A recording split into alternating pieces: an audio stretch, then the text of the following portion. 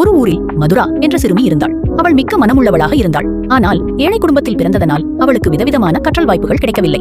அவள் அப்பா கூலி தொழிலாளி, அம்மா வீடுகளில் வேலை செய்தாள். அந்த ஊரில் பெரிய பள்ளி ஒன்று இருந்தது. அதில் பல பிள்ளைகள் வசதியான குடும்பத்தினரிலிருந்து வந்திருந்தனர். அந்த பள்ளியில் மாணவர்கள் தங்களின் திறமைகளை வெளிக்காட்ட வருடாந்திர கலைவிழா நடந்தது. மதுராவின் பள்ளியில் கலைவிழா பற்றிய அறிவிப்பு டை கட்டப்பட்ட போது அவள் மிகவும் ஆர்வமாக இருந்தாள். ஆனால் போட்டியில் பங்கேற்க பணம் வேண்டும். தன் அப்பாவிடம் அனுமதி கேட்க, பணம் எங்க இருக்கு மகளே, நம் அன்றாடத்திற்கே நம்மால் கஷ்டமாக நடக்கிறது என்றார். மதுரா மனம் உடைந்த போதிலும் அவள் தோழி லீலாவிடம் இந்நிலை பற்றி சொன்னாள். லீலா சக பிள்ளைகளிடம் பேசியபின் அவர்கள் அனைவரும் தங்கள் சிறிய சேமிப்புகளை சேர்த்து மதுராவுக்காக கலைவிழா கட்டணத்தை செலுத்தினர். மதுரா மகிழ்ச்சியுடன் பங்கேற்று பாரம்பரிய நடனத்தில் முதலிடம் பெற்றாள்.